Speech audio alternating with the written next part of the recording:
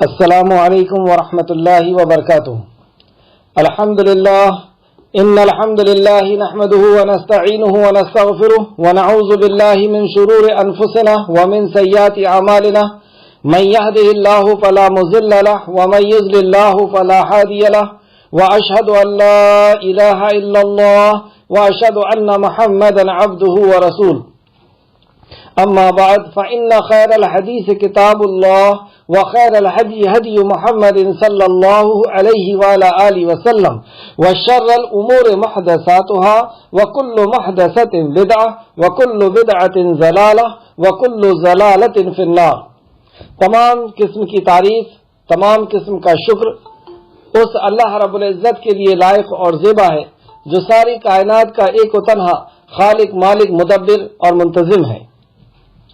درود و سلام ہو انبیاء اکرام پر جنہیں انسان اور جنات کی رشد ہدایت کے لیے صحیح راستہ بتانے کے لیے پہنچایا گیا، خصوصاً نبی مکرم رحمت للعالمین امام الانبیاء محمد صلی اللہ علیہ وسلم پر، آپ کے اہل بیت پر، آپ کے اصحاب کرام پر۔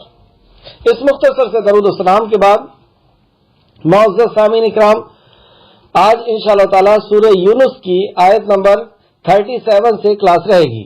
اللہ رب العزت سے دعا ہے کہ اللہ رب العزت اپنے فضل و کرم سے ہمیں اس قرآن کے اوپر ایمان لانے، اس پہ تدبر کرنے، اس پہ غور و فکر کرنے، عمل کرنے اور لوگوں تک پہنچانے کی توفیق اور رفیق عطا فرما، آمین یا رب العالمین۔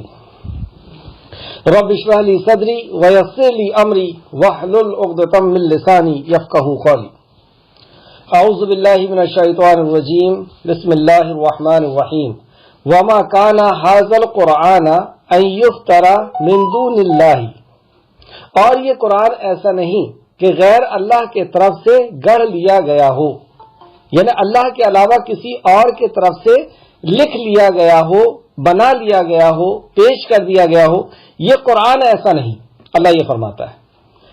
مطلب انسان کے بس کی بات نہیں ہے کہ وہ قرآن جیسی کتاب لکھ سکے، اور قرآن جیسی تو بہت دور کی بات ہے، اس کے جیسی کوئی ایک سورت 10 سورت ہی لکھ سکے، یہ بھی انسان کے بس کی بات نہیں ہے۔ اور اس جیسی سورت لکھ سکے وہ تو ایک الگ بات ہے، اس کی کسی ایک بات کو انکار کر سکے یہ بھی انسان کے بس کی بات نہیں۔ جبکہ اس قرآن کے اندر جو ہو چکا ہے وہ بھی ہے، جو ہو رہا ہے پریزنٹ میں وہ بھی ہے، اور جو فیوچر میں ہونے والا ہے وہ بھی ہے۔ لیکن کسی بھی چیز میں نہ ہسٹری کے اعتبار سے پیچھے جو ہو چکا ہے اس کو نکار سکتے ہیں، نہ جو چل رہا ہے اس کو نکار سکتے ہیں، اور نہ جو آنے والا ہے اور اس کی بھی خبر اللہ رب العزت نے پہلے سے دے دیا، اس کو بھی کوئی انکار نہیں کر سکتا۔ یہ اللہ رب العزت کی طرف سے کلام ہے۔ اس کی دلیل میں سب سے پہلی دلیل آیت نمبر 37 میں جو پیش کی گئی ہے وہ بہت جامع ترین دلیل۔ اللہ رب العزت فرماتا ہے، پھر سے سماعت کریں آیت نمبر 37، اور یہ قرآن ایسا نہیں کہ غیر اللہ کی طرف سے گڑھ لیا جائے، بنا لیا جائے یا لکھ لیا جائے، بلکہ یہ تو ان کتاب کی تصدیق ہے کرتا ہے جو اس سے پہلے کی ہے، اور ان تمام کتابوں کی تصدیق کرتا ہے۔ دو بات کیا پتہ چلا کہ اس کے اللہ رب العزت کے طرف سے ہونے کی پہلی دلیل جو اس آیت میں پیش کی گئی وہ یہ کہ یہ پچھلی کتاب کی تصدیق ہے۔ اللہ رب العزت کا یہ دستور رہا ہے کہ اللہ رب العزت نے انسانیت کو بغیر نبی کے نہیں چھوڑا۔ ایک نبی جاتے اور اس نبی کے فرمان کے مطابق لوگ جیتے، اور جب اس کے اندر بگاڑ ہو جاتا، لوگوں کے اندر بگاڑ آ جاتا تو پھر اللہ رب العزت دوسرے نبی بھیج دیتا۔ یہ اللہ کا دستور رہا ہے کہ اپنے فرمان کے اور اپنے نبی کے بغیر کبھی اللہ رب العزت نے دنیا کو نہیں چھوڑا۔ سب سے پہلے ہی انسان آدم علیہ السلام اور اللہ نے انہیں نبی بنا دیا۔ تو یہ دستور رہا ہے کہ پہلا نبی جب جائیں گے تو وہ دوسرے آنے والے، ان کے بعد آنے والے نبی کی خبر دے کر کے جاتے تھے کہ میرے بعد اب وہ فلاں نبی آنے والا ہے۔ اور پہلی کتاب جب جاتی تو دوسری کتاب جو اللہ رب العزت کی طرف سے نازل ہونے والی کتاب ہے وہ کتاب بتا کر کے جاتی کہ میرے بعد یہ کتاب آنے والی ہے. ایسے ہی نہیں کہ کوئی بھی شخص کھڑا ہو جائے اور کہے کہ میں نبی ہوں. پہلے سے تصدیق ہو چکی ہوتی کہ فلاں علاقے میں فلاں نبی آنے والے ہیں اور فلاں کتاب بتا دیتی کہ اس کتاب کے بعد فلاں کتاب آنے والی ہے. تو نبی کریم صلی اللہ علیہ وسلم کے تعلق سے عیسیٰ علیہ السلام نے بتا کے جا چکے تھے اور توریت اور انجیل میں اس قرآن کے بارے میں پہلے سے خبر آ چکی تھی. یہ سب سے بڑی دلیل قرآن کے صداقت کی، قرآن کے سچے ہونے کی. پھر اس کے بعد اللہ فرماتا ہے اس میں کوئی شک نہیں اور اس قرآن میں کوئی شک نہیں کہ یہ رب العالمین کی طرف سے نازل کیا گیا ہے. دوسری دلیل اللہ رب العزت ہے وہ کافر کہتے ہیں مطلب کافر یہاں پہ بریکٹ میں ہے، وہ کہتے ہیں کہ رسول نے اسے گڑھ لیا ہے، اس لیے یہاں پہ کافر لکھا گیا. کیونکہ جس نے یہ کہا کہ یہ نبی کریم صلی اللہ علیہ وسلم نے گڑھا ہے، لکھا ہے اور منسوب کر دیا ہے، بتا دیا ہے کہ اللہ کی طرف سے، وہ شخص کافر ہو جائے گا کیونکہ اس نے انکار کیا اللہ کی طرف سے قرآن کے آنے کا، اس لیے وہ کافر ہو گیا. جیسے سورہ بقرہ کی آیت نمبر 23 اور 24 کے اندر بھی اللہ رب العزت نے اس بات کو ذکر کیا ہے. پھر سے دیکھیں، کیا وہ کافر کہتے ہیں کہ اس قرآن نے اس رسول نے نبی کریم صلی اللہ علیہ وسلم نے اسے گڑھ لیا ہے؟ اے نبی کہہ دیجئے، اگر تمہیں یہ ایسا لگتا ہے کہ نبی نے گڑھا ہے تو تمہارے لیے چیلنج ہے، اے نبی ان سے کہہ دیجئے تو تم اس جیسی ایک ہی صورت لے آؤ. پورا قرآن تو بہت دور کی بات ہے، ایک صورت لے آؤ اور اس میں اللہ کے سوا جن کو بھی بلا سکتے ہو بلا لو. اگر تم سچے ہو بلا لو، اللہ کے علاوہ جس کو بلا سکتے ہو سب کو بلا لو. اور اس طریقے سے سورہ بقرہ آیت نمبر 23 کے اندر بھی اللہ رب العزت نے فرمایا، 23 اور 24 نوٹ کریں، وَإِن كُنتُمْ فِي رَيْبٍ، اور اگر تمہیں اس قرآن کے بارے میں شک ہے کے مطابق شک ہے جو ہم نے اپنے بندے پر نازل کیا، اپنے بندے پر اللہ نے کہا، تو تم بھی اس جیسی ایک صورت لے آؤ. ایک صورت کا یہاں پر بھی مطالبہ اور یہ چیلنج ہے. اور آج سے 1450 سال پہلے سے یہ چیلنج چلا آ رہا ہے کہ کوئی صورت لا کے دکھاؤ اور اللہ کے سوا اور مددگار کو بلا لو اگر تم سچے ہو. چنانچہ آیت نمبر 24، چنانچہ اگر تم یہ کام نہ کر سکو اور تم کر بھی نہیں سکتے، یہ بھی فائنل کر دیا کہ تمہارے اندر یہ وقت اور طاقت نہیں کہ تم کر سکو. یہ اللہ کا کلام ہے، نہ اللہ کے جیسی صفت لا سکتا ہے کوئی مخلوق. وہ اپنی صفت میں اکیلا ہے، لیس کمثلہ شیء وہو السمیع البصیر، اور وہ اپنے کلام میں بھی اس کا کلام اکیلا ہے، نہ اس کے جیسی صفت لا سکتا، نہ اس کے جیسا کوئی کلام لا سکتا. آگے اللہ فرماتا ہے تو اس آگ سے بچو جس کا ایندھن انسان اور پتھر ہے، جو کافروں کے لیے تیار کی گئی ہے. یہاں کہا اللہ نے کافر. کیوں کافر ہو گئے اور کیوں جہنم میں جائیں گے؟ کیونکہ انہوں نے قرآن کا انکار کیا، قرآن پر شک کیا. انکار بھی نہیں، شک کیا ہے، کیونکہ شک ہی منافقت ہے اور انکار کفر ہے. تو جس نے قرآن کے اوپر شک کیا اس کو اللہ رب العزت نے یہاں پہ کافر بھی کہا اور جہنم کی اس کو وعید سنا دی. اللہ ہم کو محفوظ رکھے. یہ تھا چیلنج اللہ رب العزت کا. دوسرا، قرآن کی صداقت کے لیے سب سے پہلے اللہ رب العزت نے بتایا کہ پچھلی کتابوں میں اس کتاب کا ذکر تھا اور اس کتاب میں بھی پچھلی کتابوں کا ذکر ہے. مطلب اس کتاب نے بھی اس کتاب کی تصدیق کر دی اور اس کتاب نے بھی پچھلی کتابوں کی تصدیق کر دی، توراۃ، زبور اور انجیل کی. عیسیٰ علیہ السلام کی نبی کریم صلی اللہ علیہ وسلم نے بتا دیا عیسیٰ علیہ السلام کے بارے میں، عیسیٰ علیہ السلام نے بھی نبی کریم صلی اللہ علیہ وسلم کے بارے میں بتا دیا. یہ تصدیق ہو گئی. پھر دوسرا چیلنج کہ اگر تمہیں شک ہے تو اس کے جیسی ایک صورت بناؤ، اور نہیں بنا سکتے اور انتظار کرو اس آگ کا جس کا ایندھن انسان و پتھر ہے، جو انسانوں کے لیے تیار کی گئی ہے، کافروں کے لیے تیار کی گئی ہے. کافر کہہ دیا جس نے اس پہ شک کیا، جس نے اس کا انکار کیا دل سے. دوسری آیت سورہ یونس کی آیت نمبر 38 جو ہم نے پڑھے ہیں ابھی، سورہ ہود آیت نمبر 13 میں بھی اللہ رب العزت نے چیلنج کیا. سورہ ہود سورہ نمبر 11 کیا یہ کہتے ہیں، آیت نمبر 13، کیا یہ کہتے ہیں کہ اس قرآن کو اس نے گڑھا ہے؟ جواب دیجئے کہ پھر تم بھی اس کے مثل دوسرا گڑھ لو۔ اگر یہ نبی نے لکھ لیا ہے تو تم بھی لکھ لو۔ جواب دیجئے کہ پھر تم بھی اس جیسا کلام لکھ لو اور اللہ کے سوا جس کو چاہو اپنے ساتھ ملا لو اگر تم سچے ہو۔ یہ سائنسداں، یہ یہودی اور نصرانی اس قرآن کو غلط ثابت کرنے کے لیے اس زمانے سے لگے ہوئے ہیں، لیکن آج تک کسی ایک حکم کو، کسی ایک فرمان کو یہ غلط ثابت نہیں کر پائے۔ اس طریقے سورہ بنی اسرائیل کی آیت نمبر 88 میں بھی اللہ رب العزت نے کہا، سورہ نمبر 88 آیت نمبر 88، کہہ دیجئے کہ اگر تمام انسان اور کل جنات مل کر اس قرآن کی مثل لانا چاہیں تو ان سب سے اس کی مثال لانا ناممکن ہے۔ اس کی مثال، اس کے جیسا لانا ناممکن ہے۔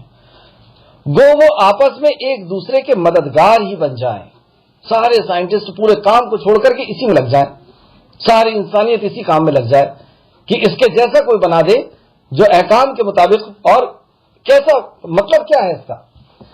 اس کے جیسا بنانا تو بہت دور کی بات ہے، اس کے کسی احکام کو بدل دیں۔ احکام کیا ہے اس کے اندر؟ اس پہ سرسری طور پہ غور کرتے ہیں۔ جیسے اس کے اندر زندگی کے ہر فیلڈ کا، ہر موڑ کا، زندگی کے ہر وقت کا اس کے اندر ہمیں مارگدرشن دیا گیا ہے۔ بزنس مین بزنس کیسے کرے گا، گھر کے اندر کیسے رہا جائے گا، معاشرے کے اندر کیسے رہ جائے گا، ایک بہترین نوکر کیسے بن سکتا ہے، ایک بہترین مالک کیسے بن سکتا ہے، دیش کو کیسے چلایا جائے گا، اگر کوئی وکیل ہے تو وکالت کے کیا انداز ہونا چاہیے، کیا اصول ہونا چاہیے، اگر کوئی جج ہے تو جج کے کیا اصول ہونا چاہیے، مطلب زندگی کے ہر فیلڈ کے اندر اس میں مارگدرشن ملتی ہے۔ جیسے آپ دیکھیں گھر کے نظام کے اگر اندر دیکھیں تو اللہ کہتا ہے کہ گھر کے اندر سب سے زیادہ ایک انسان کے لیے اگر کوئی عزت کے لائق ہے تو وہ اس کی ماں ہے۔ اب ہم ثابت کر دیں کہ نہیں، ماں کی اتنی عزت نہیں ہونا چاہیے، بہن کی ہونا چاہیے یا ماں بیوی کی ہونا چاہیے، ثابت کر دیں۔ پھر اللہ کہتا ہے کہ بیوی کے جو حقوق اللہ رب العزت نے طے کیے ہیں، کوئی ثابت کر دے کہ یہ بیوی کے حقوق نہیں ہونا چاہیے، پڑوسن کے ہونا چاہیے۔ پھر رشتہ داروں کے کیا حقوق ہونا چاہیے،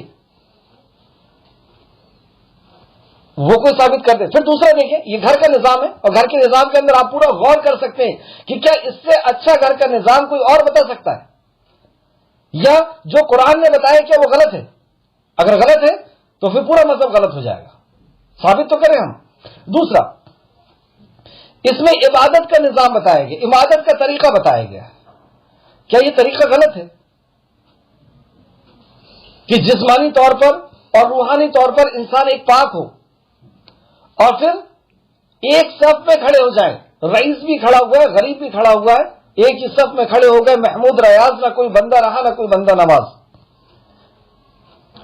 چھوٹی ذات والا بھی اونچی ذات والا بھی، یہ پیر سے پیر ملا کے کھڑے ہو گئے، یعنی اب ہمارے اندر کوئی ذاتی برادری اور کوئی اونچ نیچ اور کسی قسم کا کوئی ڈفرنس نہیں، سب خالق کے کائنات کے سامنے کھڑے ہیں۔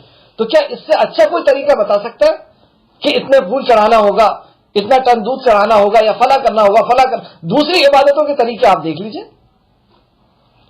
اور اس عبادت کا طریقہ، دعا مانگنے کا، پوجا کرنے کا، اور دیکھیں روزہ رکھنے کا طریقہ غلط ثابت کر دیں کہ روزہ غلط ہے، میڈیکل سائنس کے حساب سے غلط ہے، جسمانی طور پر غلط، کسی بھی طریقے سے غلط ثابت کر دیں۔ زکوٰۃ کا طریقہ، پھر اس کے بعد یتیم کی کفالت کا طریقہ، پھر اس کے بعد معاشرتی نظام، سماجک نظام بھی آپ دیکھ لیں کہ سماج کے اندر کس طریقے سے رہا جائے گا، ایک بزنس مین کیسے رہے گا، ایک ہر فیلڈ میں آپ دیکھیں۔ پھر اس طریقے سے قانونی نظام کہ مرڈر کیا ہے تو کیا سزا ہونا چاہیے، چوری کیا ہے تو کیا سزا ہونا چاہیے، زنا کیا ہے تو کیا سزا ہونا چاہیے، اور اس نظام کو اگر لگایا جائے تو ہم دیکھیں گے کہ اس کے علاوہ کوئی اور قانون نہیں ہے جو کرائم کو کنٹرول کر سکے۔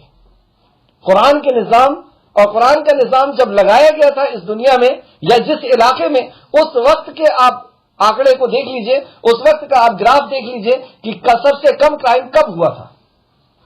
اس طریقے سے میڈیکل سائنس کے بارے میں قرآن میں بتایا گیا کہ بچے کی ولادت، بچے کی پیدائش کیسے ہوتی ہے، کس طریقے سے اس کو بنایا جاتا ہے، کس طریقے سے اس کو اللہ رب العزت پروان چڑھاتا ہے۔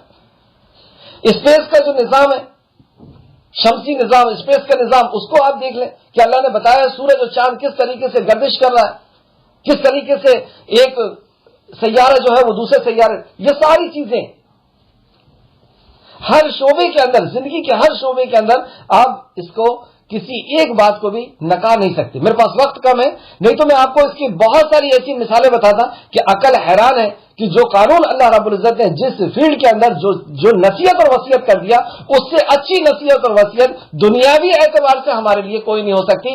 آخرت تو ہے ہی ہے، دنیاوی اعتبار سے بھی اگر ہمیں ایک بہترین خوشحال انسان رہنا ہے، ایک اچھا انسان بننا ہے، تو بغیر قرآن کے قانون سے ہم بن ہی نہیں سکتے، ہماری زندگی میں سکون اور اطمینان آ ہی نہیں سکتا ایسا کلام۔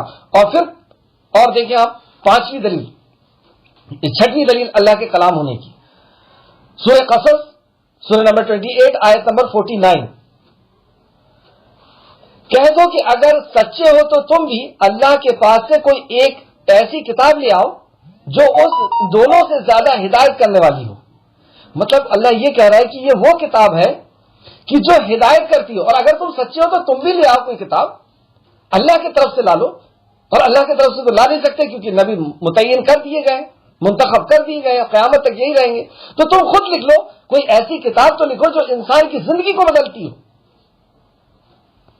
یہ سب سے مجھے میرے دل کو چھو لینے والا یہ چیلنج لگتا ہے کہ مکہ کے لوگوں کو آپ دیکھیے جو اپنی اولاد کو قتل کرتے ہوں، اپنے ماں باپ کو گھر سے نکال دیتے ہوں، جو لوٹ مار، خون خرابہ اور جوا، شراب اور عورتوں کے اوپر ظلم اور ہر قسم کے کرائم میں جو ڈوبے ہوئے تھے، وہ ایسے معزز اور مکرم بن گئے اس قرآن کے آنے کے بعد کہ آج تک دنیا میں ان کی نظیر نہیں، ان کے جیسا ان کی مثال نہیں پیش کی جا سکتی۔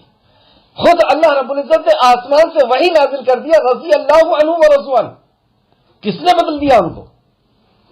اس کلام نے جب نبی کریم صلی اللہ علیہ وسلم نے ان کے سامنے پیش کیا تو کلام نے ان کو بدلنا شروع کر دیا۔ آج بھی آپ دیکھیں کسی کی زندگی کے اندر اگر بدلاؤ اگر آپ دیکھیں تو ان سے پوچھیں کہ کس چیز نے تم کو بدلا، تو وہ یہی کہیں گے کہ اللہ کے کلام نے ہماری زندگی کو بدل دیا۔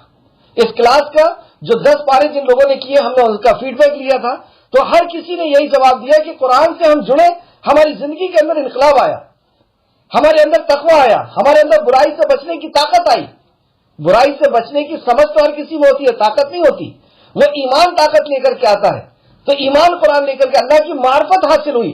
ہر کسی نے یہ کہا کہ اللہ کی معرفت حاصل ہوئی، اس سے ہم کو اللہ کی پہچان حاصل ہوئی، اور اللہ کے لیے عمل کرنا، اللہ کو راضی کرنے کے لیے عمل کرنا ہمارے لیے آسان ہو گیا۔ تو زندگی کو بدل دینے والی کتاب، کیوں نہیں پورے سائنٹسٹ مل کر کے کوئی ایک کتاب ایسی لکھتے کہ جس کو پڑھ کر کے کرائم ختم ہو جاتا، کرائم بند ہو جاتا، یا لوگوں کے اندر بدلاؤ آنا شروع ہو جاتا۔ تو یہ کتاب کا اللہ رب العزت نے یہاں پہ چیلنج کیا کہ تم اس جیسی کوئی کتاب نہیں لا سکتے۔ آگے اللہ فرماتا ہے آیت نمبر 29، بلکہ انہوں نے ایسی چیز کو جھٹلایا جس کا اپنے علم سے وہ احاطہ نہ کر سکی۔ سبحان اللہ، بغیر سمجھے نادانی میں اس کو جھٹلا دیا، اس کی حقیقت تک پہنچ ہی نہیں سکے، اسے جان بھی نہیں سکے اور اس کو سمجھ بھی نہیں سکے، نادانی سے پہلے کی پہلے ہی اس کا انکار کر دیا۔ پھر سے دیکھیں آیت نمبر 39، بلکہ انہوں نے ایسی چیز کو جھٹلایا جس کا اپنے علم سے وہ احاطہ نہ کر سکی، اپنے علم سے اس کو گھیر نہیں سکے تھے، وہ اس کو جان نہیں سکے تھے، اور ابھی تک اس کا اصل حقیقت بھی ان پر نہیں کھلی تھی۔ اللہ قرآن کو سنتے، سمجھتے، غور فکر کرتے، اس کے بعد انکار کرتے، جبکہ اس کے بعد تو انکار کر ہی نہیں سکتے تھے، بھلی ایمان نہیں لاتے۔ ایک اور بات بتاؤں میں آپ کو، جس نے بھی قرآن پر ریسرچ کیا ہے کہ یہ اللہ کا کلام ہے یا نہیں ہے، تو بھلے ہی وہ اسلام قبول کرے یا نہ کرے، وہ تو ہدایت کا معاملہ ہے، اگر وہ اللہ کی طرف رجوع کرے گا تو اسے ہدایت دی جائے گی، نہیں اللہ کی طرف جھکے گا تو اس کو ہدایت نہیں دے گی، اللہ کا قانون ہے۔ لیکن اس کے بعد بھی جو بھی قرآن کو پڑھتا ہے وہ یہ کہنے پہ مجبور ہو جاتا ہے کہ یہ انسان کا کلام تو نہیں ہو سکتا، یہ کسی انسان کا کلام نہیں ہو سکتا. تو اس طرح یہاں پہ اللہ نے کہا کہ انہوں نے جانے بغیر ہی اس کا انکار کر دیا, سنے بغیر ہی اس کا انکار کر دیا. اس طرح ان لوگوں نے بھی جھٹلایا تھا جو ان سے پہلے تھے, مطلب اس کے پہلے بھی جو انبیاء گزرے ہیں اور جو کتابیں آئی ہیں ان کو بھی اکثریت نے جھٹلایا ہے. اور کم ہی لوگ, 16 مقام پہ اللہ رب العزت نے قرآن میں یہ بات فرمائی کہ کم ہی لوگ اللہ کو ماننے والے, کم ہی لوگ اللہ کے کلام کو ماننے والے, اللہ کے دین کو ماننے والے, نبی کو ماننے والے ہوا کرتے ہیں. اور اکثریت جو انسانیت کی ہوتی ہے وہ دنیا کی چمک دھمک میں الجھ جاتی ہے, یہ دنیا کو حاصل کرنے میں لگ جاتی ہے. پھر دیکھو ظالموں کا انجام کیسا ہوا. اب نصیحت اللہ رب العزت کی طرف سے. پھر دیکھو کہ ظالموں کا انجام کیا ہوا, کہ جن لوگوں نے قرآن پر ایمان لایا ان کا کیا انجام ہوا, اور جنہوں نے نہیں لایا اور اس پر عمل نہیں کیے, اپنی منمانی زندگی پر عمل کیے, ان کا انجام کیا ہوا. دنیاوی اعتبار سے بات کی جا رہی ہے, ابھی اخروی اعتبار سے نہیں. تو غور کریں, جو قرآن پر ایمان نہیں لاتا یعنی اس پر عمل نہیں کرتا, وہ چیز نہیں کھاتا جو قرآن کہتا ہے, تو جسمانی نظام اس کا بگڑ جاتا ہے. وہ چیز نہیں پیتا جو قرآن پلانا چاہتا ہے, اپنی مرضی کی چیزیں پیتا ہے, اس کا جسمانی نظام بگڑ جاتا ہے. وہ کاروبار ویسا نہیں کرتا, وہ لین دین ویسا نہیں کرتا جیسا قرآن کرانا چاہتا ہے, اس کا بزنس کا نظام بگڑ جاتا ہے. وہ گھر کے اندر ویسے حقوق ادا نہیں کرتا بچوں کے, بیویوں کے اور بیوی کے اور ماں باپ کے, اس کا گھر کا نظام بگڑ جاتا ہے. بیوی کا حق کسی اور کو دے دیا تو نظام تو پوری طرح بگڑ جاتا ہے. تو کہیں پر بھی کسی بھی فیلڈ کے اندر جب وہ قرآن کا انکار کرتا ہے تو بس وہ خسارہ اٹھانے والوں میں سے ہو جاتا ہے. تو یہاں پہ اللہ فرماتا ہے چنانچہ جو ان سے پہلے تھے پھر دیکھو ظالموں کا کیا انجام ہوا. تو پہلے والوں کو بھی دیکھیں, ابھی والوں کو بھی دیکھیں, جنہوں نے جو قرآن سے دور ہو کر کے زندگی جی رہے ہیں, ان کی زندگی کے اندر کتنی فکر, کتنی پریشانی, کتنا ڈپریشن اور کس حالت میں وہ زندگی گزار رہے ہیں. اور جو قرآن کے بتائے ہوئے طریقے کے اوپر زندگی گزارے ان کی زندگی میں کتنا سکون, اطمینان ہے. اللہ ہم سب کو قرآن کے مطابق زندگی جینے اور اس پر ایمان لانے کی توفیق دے, آمین. آیت نمبر 40. اور ان میں سے بعض وہ ہیں جو اس قرآن پر ایمان لاتے ہیں, زیادہ تو وہ ہیں لیکن بعض وہ بھی ہیں جو اس قرآن پر ایمان لاتے ہیں. اس سے بھی لوگ خالی نہیں رہیں گے. دنیا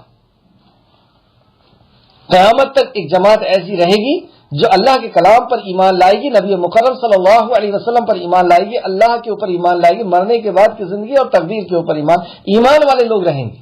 اور آخر ٹائم میں اللہ رب العزت اپنے طرف سے ایک ہوا چلائے گا جس سے سارے ایمان والے ختم ہو جائیں گے, صرف اللہ کے نافرمان لوگ رہیں گے اور اللہ رب العزت ان کے اوپر پھر قیامت لائے گا. تو یہاں پہ اللہ نے فرمایا ان میں سے بعض وہ ہیں جو اس قرآن پر ایمان لاتے ہیں, ان میں سے بعض وہ ہیں جو اس پر ایمان نہیں لاتے, مطلب کچھ ایسے ہیں جو لاتے ہیں, جو کچھ ایسے ہیں جو نہیں لاتے. اور آپ کا رب ان فساد کرنے والوں کو خوب جانتا ہے. اللہ رب العزت بہتر جانتا ہے کہ کون ایمان لانے والا ہے. ایمان لانا یعنی صرف زبان سے کہہ دینا نہیں, اصطلاح کے اندر ایمان لانا کا مطلب یہ ہے کہ دل کا اقرار, زبان کا اقرار تو سب کر لیتے ہیں لیکن دل کا اقرار کہ یہ خالق کائنات کا, جس نے مجھے کان, آنکھ اور دل دیا ہے, جس نے مجھے عمر دیا ہے, جس نے مجھے زندگی دیا ہے, جس نے مجھے جسم دیا ہے, جس نے مجھے زندگی گزارنے کی چیزیں دیا ہے, اس کا خط ہے میرے لیے, اس کا لیٹر ہے, اس کا مارگدرشن ہے. اس کا دل سے اگر یقین ہو جائے تو ہم قرآن سے اتنا دور نہیں جائیں گے. اللہ ہم سب کو مضبوط یقین دے دے, خوب مضبوط یقین. انشاءاللہ یقین ہے, انشاءاللہ یقین ہے, انشاءاللہ ہم ایمان والے ہیں. نہیں ہے بول سکتے کیا؟ نہیں ہے اگر بولیں گے تو ہم خود ہی اپنے منہ سے کہہ رہے ہیں کہ ہم ایمان والے نہیں ہیں, نعوذ باللہ, استغفر اللہ. اور ہے کا دعویٰ بھی نہیں کر سکتے. تو علماء یہ کہتے ہیں کہ ہم یہ کہیں کہ انشاءاللہ ہم ایمان والے, تو انشاءاللہ ہم ایمان والے ہیں, قرآن پر ایمان ہے, لیکن ہم اللہ سے دعا کریں کہ اللہ بہت مضبوط ایمان والا بنا دے اور مضبوط ایمان والا بنا دے, کیونکہ ایمان والوں کی بھی اسٹیپ ہوا کرتی ہے, ایمان والوں کے بھی درجے ہوا کرتے ہیں. تو اللہ ہمیں بہت اونچے درجے پہ, ایمان کے اونچے درجے پہ پہنچا دے, آمین. کیونکہ جتنے اونچا درجہ رہے گا اتنا ہی اسٹرانگ عمل رہے گا, اتنا ہی اونچا عمل رہے گا. اللہ آگے فرماتا ہے اور آپ کا رب ان فساد کرنے والوں کو خوب جانتا ہے. مطلب اللہ جانتا ہے. ایمان کے تعلق سے میں کہہ رہا تھا کہ ایمان لانے کا مطلب یہ ہے کہ زبان سے اقرار، دل کا اقرار، زبان کا اقرار، دل کا یقین اور اعضاء کا عمل. تو عمل سے بھی ہمارے سمجھ میں آنا چاہیے کہ ہم واقعی ایمان لانے والے ہیں. اس تعلق سے ایک حدیث بخاری شریف کی، بخاری شریف حدیث نمبر 4981.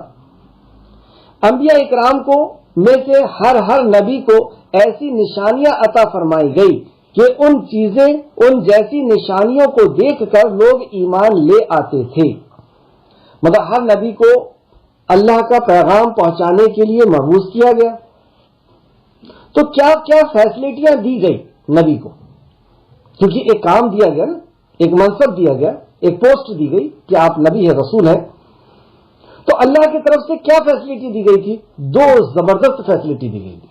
ایک اللہ کی طرف سے خط کلام، اور دوسرا معجزہ. ایسی چیز جو خرق عادت تھی، مطلب جو غیر فطری چیز تھی، جیسے لاٹھی سے سانپ کا بنا دینا، ہاتھ کو چمکا دینا، یا نبی کریم صلی اللہ علیہ وسلم نے اشارہ کیا چاند کی طرف تو چاند کے دو ٹکڑے ہو گئے، ایک احد پہاڑ کے ادھر دکھا گیا، ایک ادھر دیکھا گیا، اور دنیا نے دیکھا دو ٹکڑے ہوتے ہوئے، پھر وہ ملا. اس طریقے سے ایسی چیز کا ہونا جو ناممکن ہے، جو اللہ کے ہی طرف سے ہو سکتی ہے، یہ معجزہ دیا گیا. یہ دو چیز لے کر کے نبی کریم ہر نبی جو ہے اپنی قوم میں، اپنی امت میں جاتے تھے. اب نبیوں کا سلسلہ ختم ہو گیا. اب یہ کام کس کو دے دیا گیا؟ امت کو. یعنی آپ کو اور میرے کو نبی مکرم نے ٹرانسفر کر دیا یہ کام کو، کہہ دیا کہ وراثت ہے، ورثۃ الانبیاء، انبیاء کی وراثت دین کا علم ہے.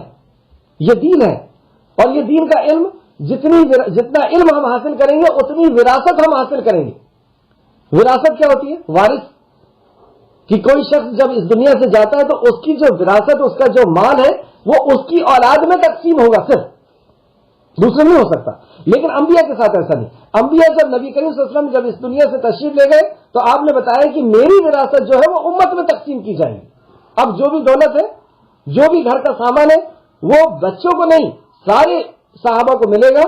اور اصل جو وراثت ہے وہ علم ہے، اور جو جتنا علم حاصل کرے گا اتنا زیادہ وراثت میں سے حاصل کر لے گا، قیامت تک یہ چلے گا.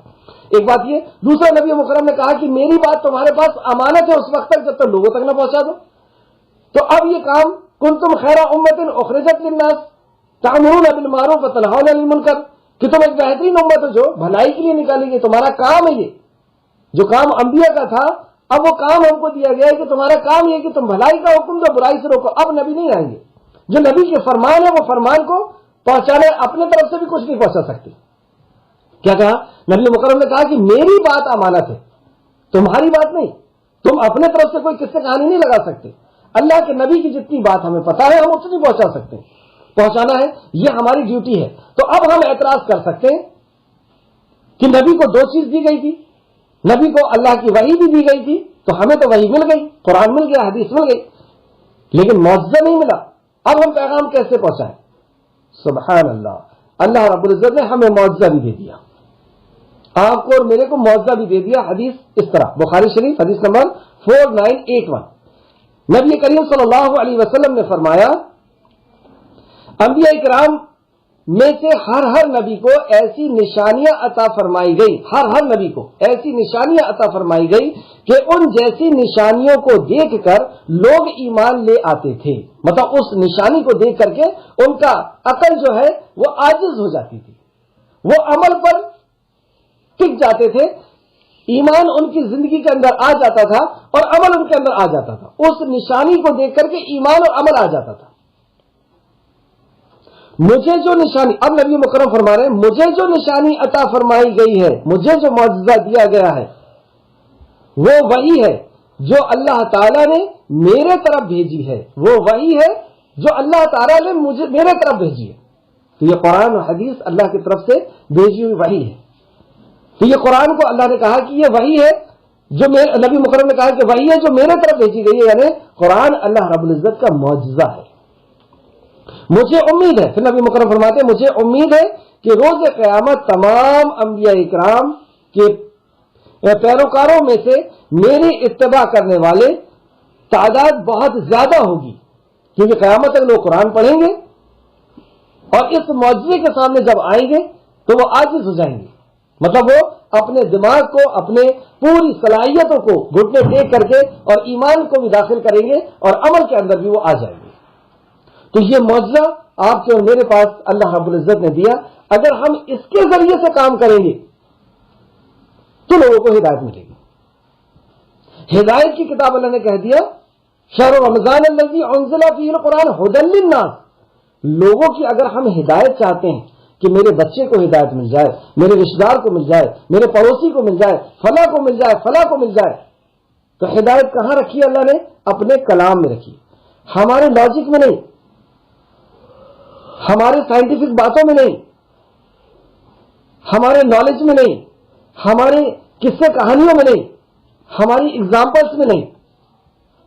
ہدایت دل کو پلٹ دینا، دل کو گھما دینا، یہ چیز اللہ رب العزت نے قرآن میں رکھی۔ جیسے آپ کو پیاس لگی ہے اور ہم میٹھا کھائیں تو کیا پیاس بجھے گی؟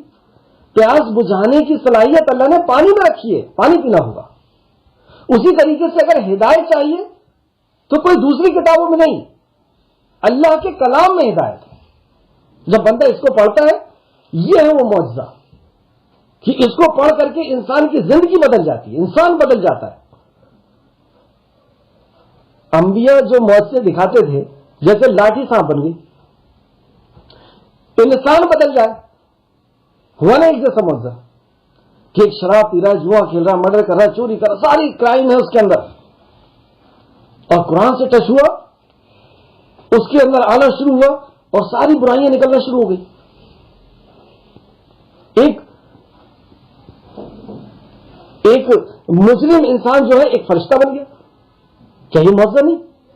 تو یہ معجزہ، یہ قرآن ہے جو انسان کو بدل کر کے رکھ دیتا ہے، اور اس کو اللہ رب العزت نے ہمیں دیا، تو ہمیں چاہیے کہ ہم قرآن کو پیش کریں اگر ہم یہ چاہتے ہیں کہ ہمارے بیٹے کو، ہمارے گھر والوں کو، فلاں کو ہدایت ملے۔ تو اس لیے ہمارے کورس کا ایک حصہ ہے کہ گھر کی تعلیم ہونا ضروری ہے۔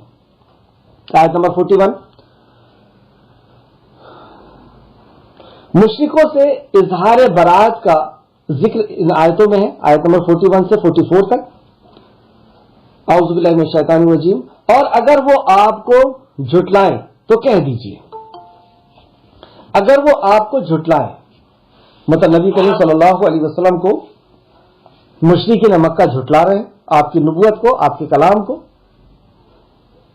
تو آپ کہہ دیجئے میرے لیے میرا عمل ہے اور تمہارے لیے تمہارا عمل ہے۔ یہ برات کا اعلان، بیزاری کا اعلان کہ تمہارے لیے تمہارا عمل، میرے لیے میرا عمل ہے، مطلب تم جو کر رہے ہو مجھ سے اس کی بات پوچھ نہیں ہوگی، اور میں جو عمل کر رہا ہوں وہ تم کو ملنے والا نہیں۔ صاف اعلان ہے، تم اس سے بری ہو جو میں عمل کرتا ہوں، اور میں اس سے بری ہوں جو تم عمل کرتے ہو، مطلب تمہارا عمل تمہارے ساتھ رہے گا، میں بری ہوں اس سے، اور میرا عمل میرے ساتھ رہے گا۔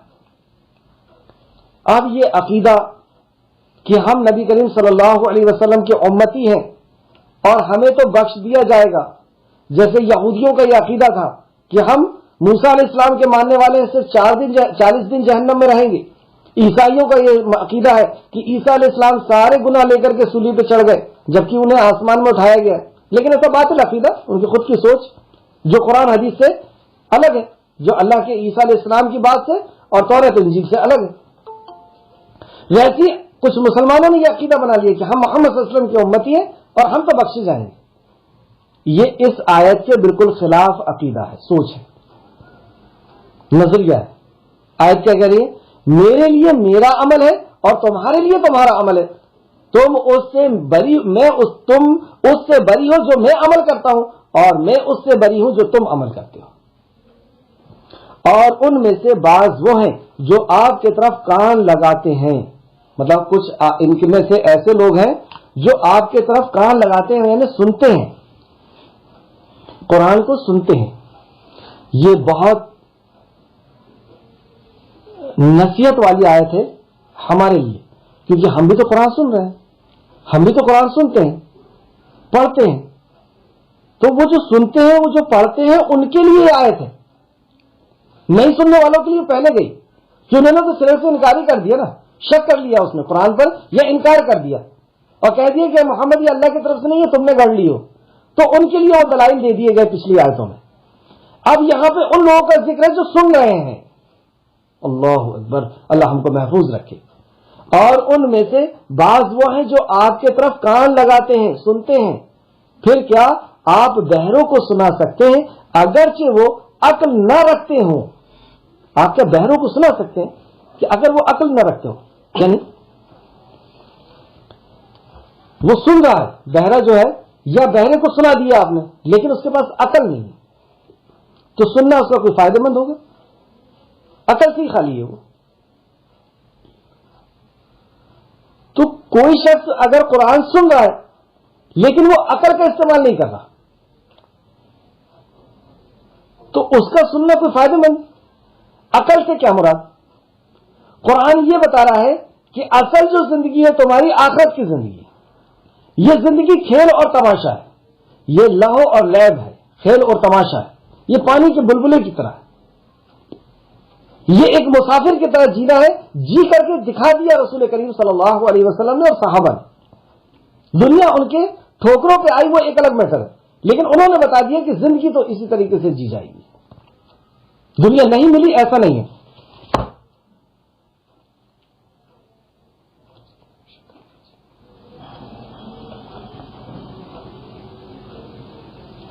آگے دیکھتے ہیں. اور ان میں سے بعض وہ ہیں جو آپ کے طرف کان لگاتے ہیں. پھر کیا آپ بہروں کو سنا سکتے ہیں اگرچہ وہ عقل نہ رکھتے ہوں؟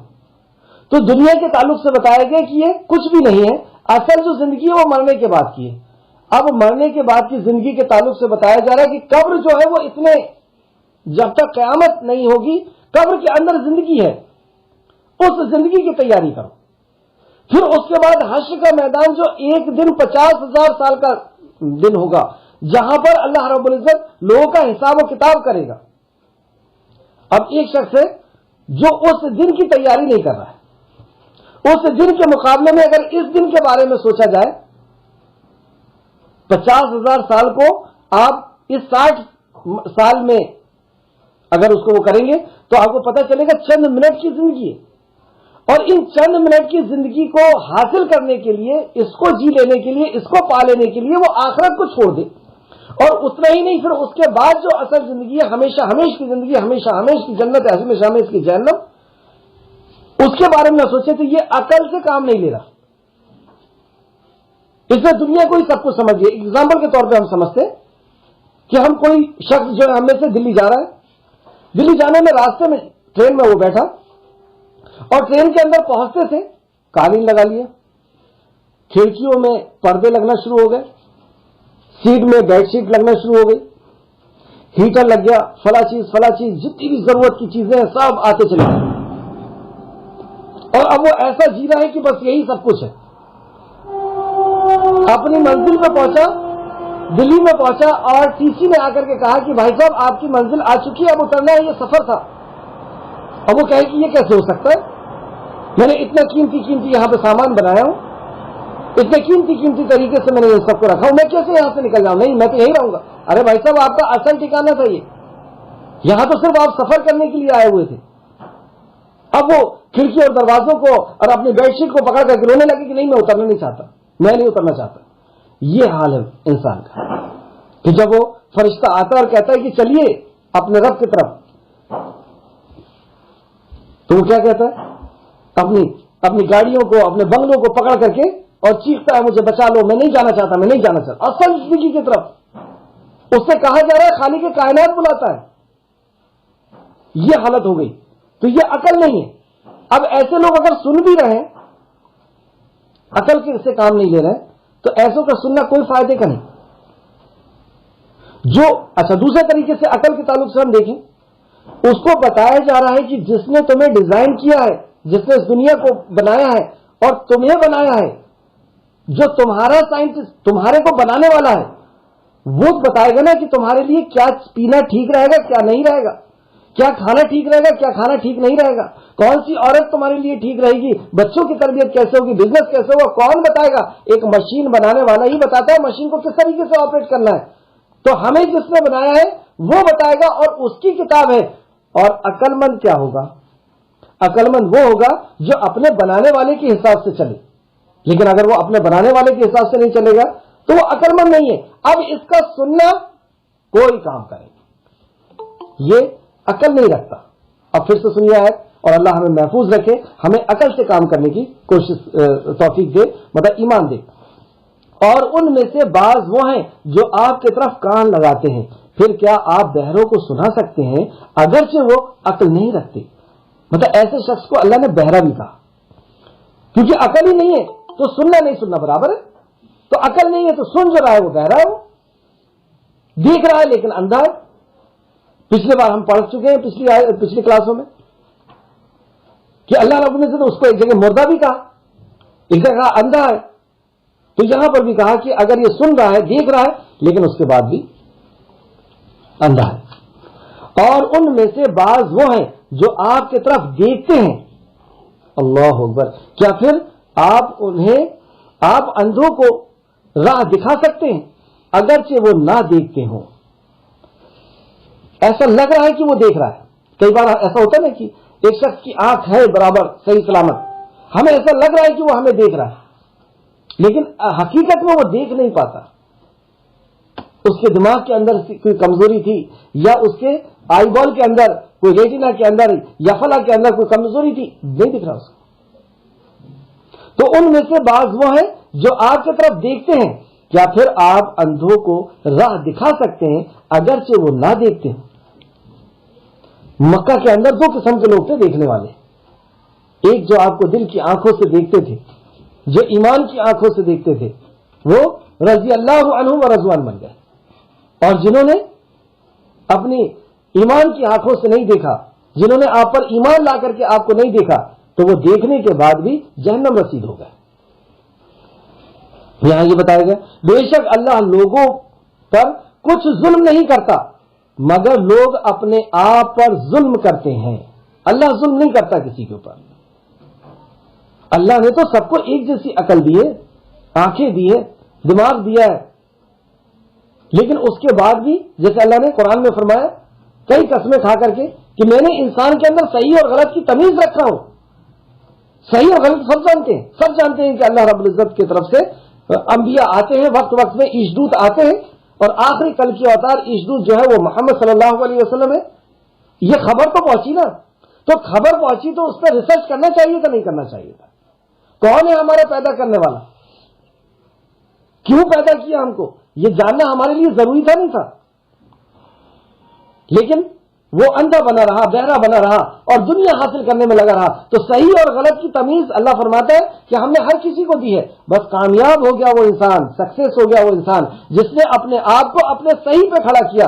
جو دل کے اندر جو آواز نکلتی ہے, اندر میں ہی ہے وہ فیصلہ کرنے کی طاقت اللہ نے دیا ہے کہ جب صحیح بات سامنے آتی ہے, اللہ کا کلام آتا ہے, نبی کا فرمان آتا ہے, تو دل کے اندر سے آواز نکلتی ہے, ہاں یہی میری غذا ہے.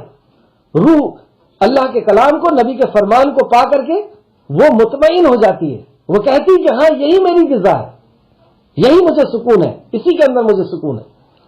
لیکن جو اس کا انکار کرتا ہے اور دنیا کو حاصل کرنے میں لگا رہتا ہے, تو اللہ نے فرمایا کئی قسم کھا کر کے کہ میں نے انسان کے اندر صحیح اور غلط کی تمیز رکھا ہوں. بس کامیاب ہو گیا وہ انسان, سکسیس ہو گیا وہ انسان جس نے اپنے آپ کو اپنے صحیح پہ کھڑا کیا, اور ناکامیاب ہوا وہ انسان جس نے اپنے آپ کو اپنے غلط پہ کھڑا کیا. جب بھی ہم کوئی گناہ کرتے ہیں, غلط کام کرتے ہیں, ہمیں اندر سے بات آتی ہے کہ یہ غلط ہے, یہ چوری ہے, غلط ہے, یہ فلاں ہے, یہ غلط ہے. لیکن جو کھڑا ہو گیا تو یہ آدمی اپنے آپ پر ظلم کرتا ہے.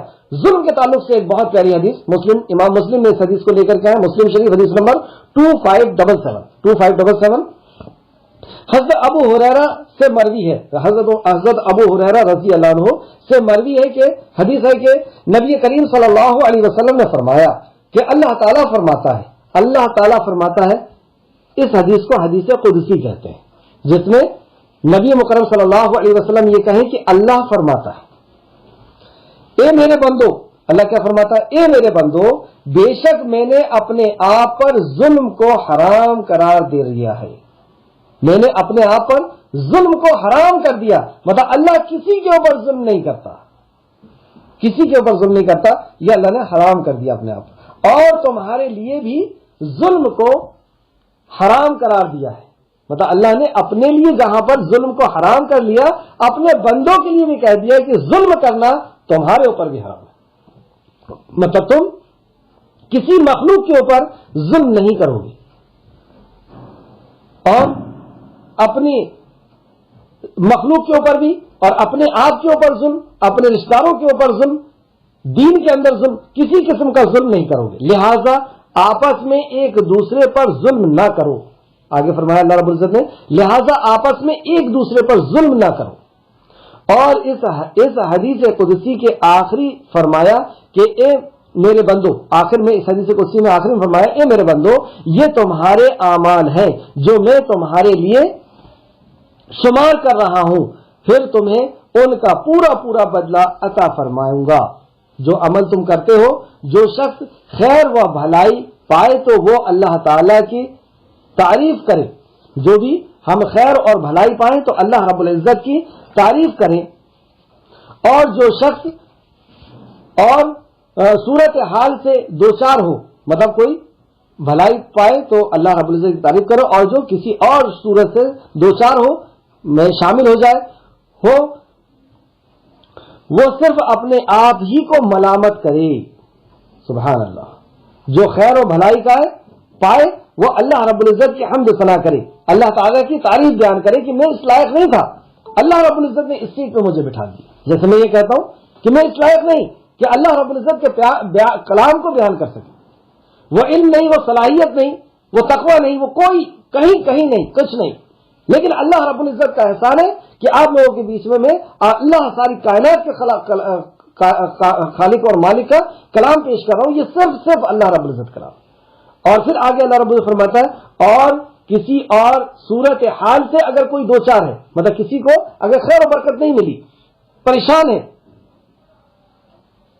تو وہ کیا کرے, وہ اپنے آپ کو ملامت کرے, کیونکہ اس کے عمل کی وجہ سے اسے وہ پریشانی پہنچی ہے.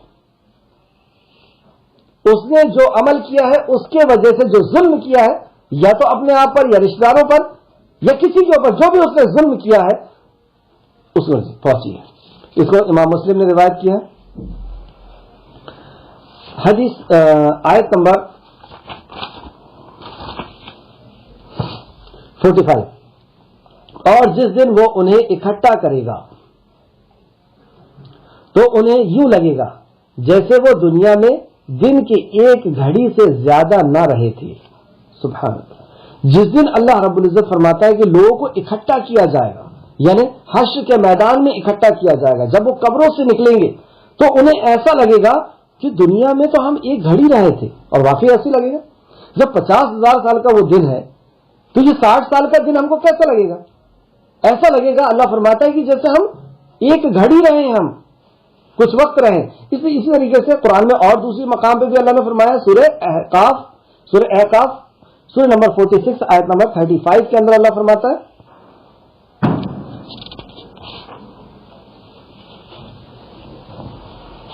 جس دن یہ اس چیز کو دیکھیں گے, مطلب حشر کے میدان, جس دن اور اس چیز کو دیکھیں گے جس کا ان سے وعدہ کیا جاتا ہے, تو خیال کریں گے, مطلب وہ گمان کریں گے, خیال کریں گے کہ گویا دنیا میں رہے ہی نہ تھے مگر دن کے ایک گھڑی. تو وہ وہاں پہ حشر کے میدان میں کہیں گے کہ ہم دن ایک گھڑی ہم رہیں. اس طریقے سورہ النازیات میں اللہ فرماتا, سورہ النازیات سورہ نمبر 79 آیت نمبر 46, جس دن وہ اسے دیکھیں گے تو ایسا خیال کریں گے کہ گویا دنیا میں صرف ایک شام یا صبح رہے. اللہ اکبر. یہ ایک اور ایک دن یا ایک شام یا ایک صبح, ایک شام کتنے وقت کی ہوتی ہے؟ چند منٹوں کے اندر ایک شام ختم ہو جاتی ہے, ایک صبح چند منٹوں کے اندر ختم ہو جاتی ہے, دن نکل جاتا ہے. اس چھوٹی سی زندگی کے لیے ہم ہمیشہ کی زندگی کو داؤ پہ لگا رہے ہیں. کون عقل مند ہوا؟ اور جو یہ عقل نہیں رکھے گا اللہ نے پہلے فرما دیا کہ جو عقل نہیں رکھتا یہ قرآن سن کے بھی اس کو کوئی فائدہ ہونے والا نہیں. دوسرے سورۃ طٰہٰ آیت نمبر 102 اور 104 میں اللہ فرماتا ہے, 102 سے 104 میں, جس روز سور پھونکا جائے گا, مطلب وہی قیامت برپا ہوگی, سور پھونکا جائے گا اور ہم اس دن گنہگاروں کو اکٹھا کریں گے اور ان کی آنکھیں نیلی ہوں گی, مطلب گنہگار کی آنکھیں نیلی ہوں گی, ڈر کی وجہ سے ان کی آنکھیں نیلی پڑ جائیں گی. تو وہ آپس میں آہستہ آہستہ کہہ رہے ہوں گے دنیا میں صرف 10 دن ہی رہے ہوں گے یا اس سے بھی کچھ کم.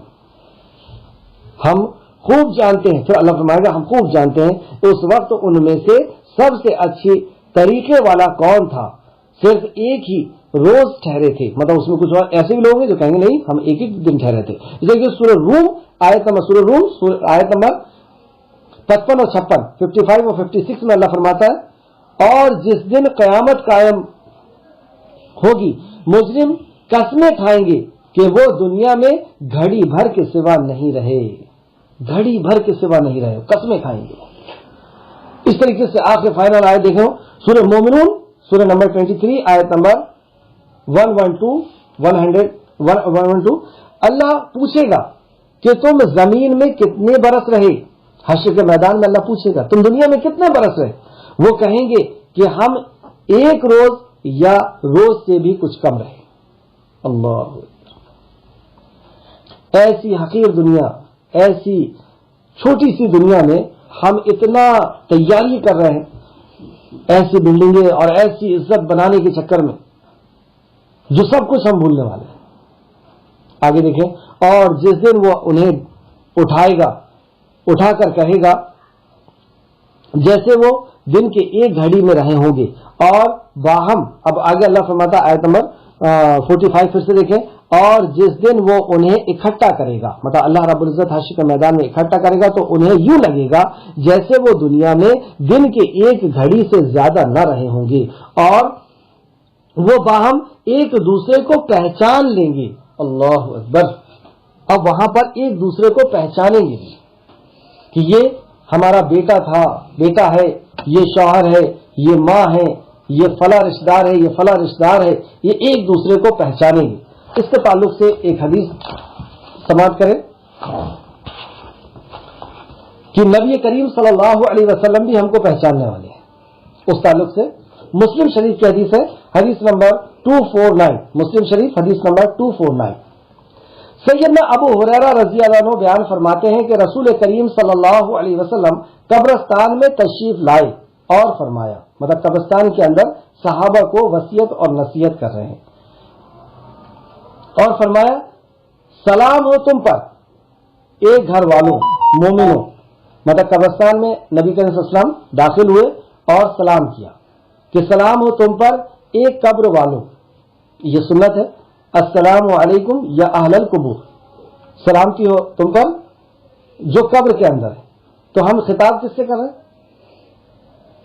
اللہ سے کر رہے ہیں کہ اللہ سلامتی نازل کر ان پر جو قبر کے اندر ہے. السلام علیکم, سلامتی ہو ان پر. تو دعا تو ہم اللہ رب العزت سے کریں نا, جیسے ہم سلام کرتے ہیں ایک دوسرے کو السلام علیکم. کیا مطلب ہے اس کا؟ اللہ آپ پر سلامتی نازل کرے. تو ویسے وہاں پہ دعا کریں, ہم نے قبر والوں پر نبی صلی اللہ علیہ وسلم نے سلام کیے, سلام ہو تم پر ایک گھر والوں مومنوں, اللہ نے چاہا تو ہم بھی تم سے ملنے والے ہیں. اللہ نے چاہا تو ہم بھی آنے والے, ہماری بھی تم سے پھر ملاقات ہوگی. تو یہ مرنے کے بعد کی ملاقات جو قرآن کے اندر اللہ نے فرمایا کہ تم ایک دوسرے سے ملو گی. میری آرزو ہے کہ ہم اپنے بھائی کو دیکھیں. نبی کریم صلی اللہ علیہ وسلم پھر بعد میں اپنے صحابہ سے فرمایا کہ میری آرزو ہے کہ ہم اپنے بھائی کو دیکھیں. صحابہ نے عرض کیا کہ یا رسول اللہ صلی اللہ علیہ وسلم کیا ہم آپ کے بھائی نہیں ہیں؟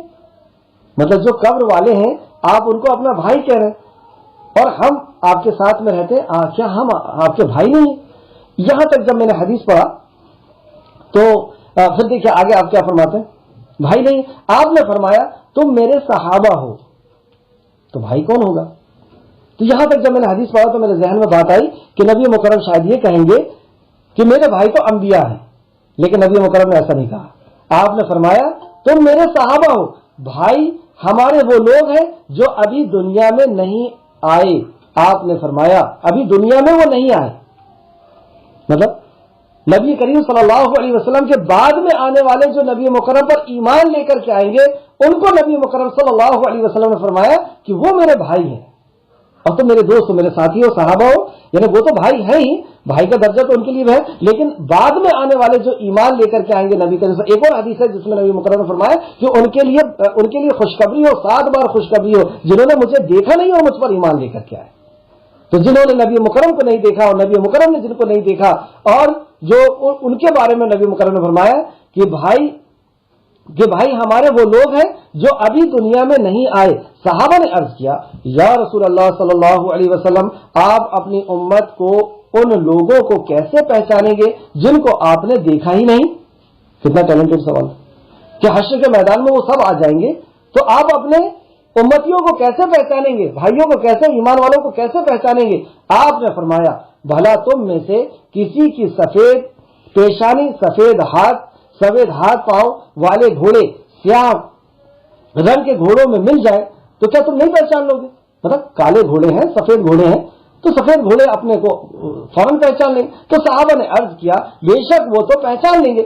آپ نے فرمایا قیامت کے دن وضو کی وجہ سے میری امت کے لوگ سفید ہوں گے، مطلب جہاں جہاں پہ وضو کا نشان لگے گا، پانی لگے گا، وہ چیزیں چمکے گی، وہ چیزیں روشندار ہوگی، وہ سفید ہوگی، اس سے میں پہچان لوں گا۔ اور پھر آپ نے فرمایا کہ میں حوض کوثر میں ان کو کوثر کا جام دوں گا۔ یہ مسلم شریف کی حدیث تھی، حدیث نمبر 249۔ آگے دیکھتے ہیں، اس آیت کو پھر سے دیکھیں۔ اور جس دن وہ انہیں اکٹھا کرے گا تو انہیں یوں لگے گا جیسے وہ دنیا میں دن کی ایک گھڑی سے زیادہ نہیں رہے، وہ باہم ایک دوسرے کو پہچان لیں گے، مطلب ہم اپنے رشتہ داروں کو بھی پہچانیں گے اور نبی کریم صلی اللہ علیہ وسلم اپنی امت کو بھی پہچانیں گے۔ یقیناً وہ لوگ خسارے میں رہے جنہوں نے اللہ کی ملاقات کو جھٹلایا، وہ لوگ بہت گھاٹے میں رہے جنہوں نے دنیا میں آخرت کو جھٹلا دیا، ایمان نہیں لایا آخرت کا، تو آخرت کی تیاری نہیں کی۔ بھئی انسان کہاں کی تیاری کرتا ہے؟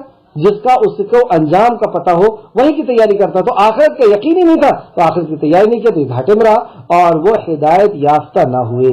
تو آخرت پر اگر ایمان نہیں لائے تو وہ ہدایت یافتہ بھی نہیں ہوں گی۔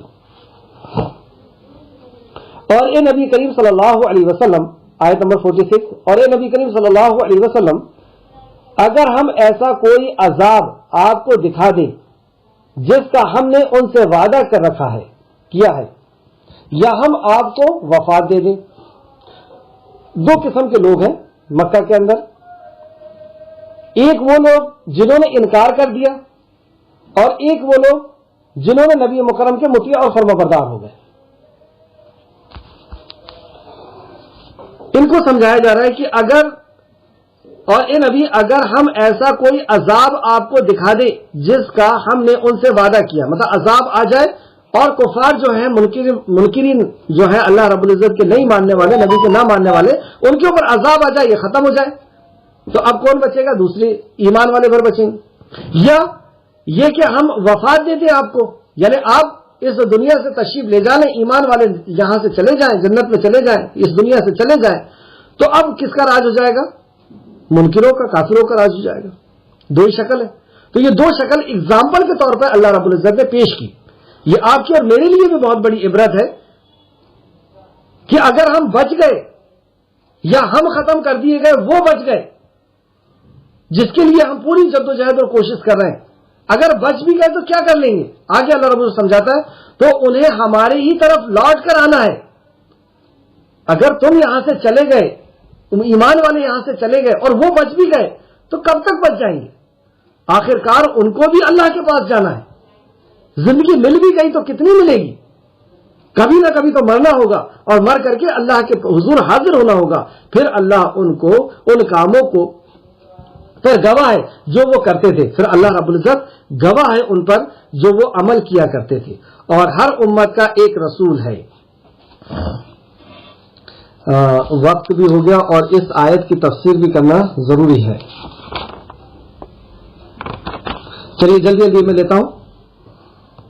اور ہر امت کا ایک رسول ہے، مطلب ہر امت کے لیے ایک پیغمبر اللہ رب العزت نے نیوکت کیا ہے، ایک منتخب کیا ہے کہ ہر امت کے لیے ایک نبی ہوں گے اور وہ نبی کے مطابق وہ نبی کو وحی دی جائے گی اور اس وحی کے مطابق نبی کو بھی اور ان کے امتیوں کو بھی جینا ہوگا. پھر جب ان کا رسول آ گیا تو ان میں سے انصاف کے ساتھ فیصلہ کر دیا گیا اور ان پر ظلم نہیں کیا گیا. تو حشر کے میدان میں یہ سب اپنے اپنے انبیاء کے ساتھ اٹھائے جائیں گے، یہ بتایا گیا اس آیت میں، اور سب اپنے انبیاء کے ساتھ اٹھائے جائیں گے اور وہاں پہ حساب کتاب ہوگا. جیسے آپ دیکھ سکتے ہیں سورہ زمر سورہ نمبر 39 آیت نمبر 69 کے اندر اللہ فرماتا ہے اور زمین اپنے پروردگار کے نور سے چمک اٹھے گی اور اعمال کی کتاب رکھ دی جائے گی، مطلب اعمال کی کتاب کھول دی جائے گی. حشر کا میدان ہے، اللہ رب العزت کے حکم سے زمین جو ہے وہ چمک اٹھی اور نام اعمال اب کھولے جا رہے ہیں، عمل کی کتابیں کھولی جا رہی ہیں اور پیغمبر اور گواہ حاضر کیے جائیں گے. پیغمبر بھی حاضر کیے جائیں گے، گواہ بھی. یہ دو کو کیوں حاضر کیا جا رہا ہے؟ پیغمبر کو اس لیے کہ کیا تم نے پیغام میرا پہنچائے تھے یا نہیں پہنچائے تھے، تم نے اپنی ڈیوٹی پوری کیے تھے یا نہیں کیے تھے، اور انہوں نے جو عمل کیے تھے اس کے لیے گواہ کی ضرورت ہے. تو گواہی ان کے پیر ہاتھ بھی دیں گے، گواہی کرامن اور کاتبین جو ہمارے دائیں طرف اور بائیں طرف فرشتے رہتے ہیں جو ہمارے اعمال کو نوٹ کر رہے ہیں وہ بھی ہے. اور ہمیں اللہ رب العزت جو ہر قسم سے جتنے بھی قسم سے اللہ رب العزت چاہے گا وہاں پہ یہ سارے حاضر ہوں گے. تو اس آیت سے یہ پڑھتا چلا اور پیغمبر اور گواہ حاضر کیے جائیں گے اور ان میں انصاف کے ساتھ فیصلہ کیا جائے گا. اب انصاف ان کے ساتھ کیا جائے گا کہ انہوں نے کیا کیا تھا، اور بے شک انصاف اور بے شک بے انصافی نہیں کی جائے گی اور ان کے ساتھ نا انصافی نہیں کی جائے گی. جب یہ لوگ اکٹھا ہوں گے اس تعلق سے ایک حدیث بھی آپ نوٹ کر سکتے ہیں، بخاری شریف اور مسلم شریف میں دونوں میں ہے. بخاری شریف حدیث نمبر 896، مسلم شریف حدیث نمبر 855، مسلم 855. نبی کریم صلی اللہ علیہ وسلم، امام بخاری اور مسلم میں حدیث ہے کہ رسول کریم صلی اللہ علیہ وسلم نے فرمایا ہم آخر میں آنے والے ہیں لیکن قیامت کے دن سب سے سبقت لے جانے والے ہیں. مطلب قیامت کے دن سب سے پہلے ہم کو اٹھایا جائے گا اور حساب کتاب لیا جائے گا. فیصلہ تمام مخلوق سے پہلے کیا جائے گا، سارے مخلوق سے پہلے امت محمدیہ کا فیصلہ کیا جائے گا. یہ شرف اور یہ جلدی کیوں دی جائے گی؟ یہ نبی کریم صلی اللہ علیہ وسلم کی برکت کی وجہ سے. آیت دیکھیں، اور ہر امت کا ایک رسول ہے، پھر سب ان رسول جب ان کا رسول آ گئے تو ان میں انصاف کے ساتھ فیصلہ کر دیا جائے گا اور ان پر ظلم نہیں کیا جائے گا. اللہ رب العزت سے دعا ہے کہ اللہ رب العزت جو کچھ بھی ہم نے پڑھا ہے اس پہ ہمیں مزید غور و فکر کرنے، عمل کرنے، ایمان لانے کی توفیق اور رفیق عطا فرمائے. جب تک اسلام زندہ رکھے، اسلام کے ساتھ ہمیں زندہ رکھے. جب ہمارا خاتمہ ہو تو ایمان بالخیر کے ساتھ خاتمہ ہو اور ہمارا انجام نیک وکاروں کے ساتھ ہو. آمین یا رب العالمین. السلام علیکم ورحمۃ اللہ.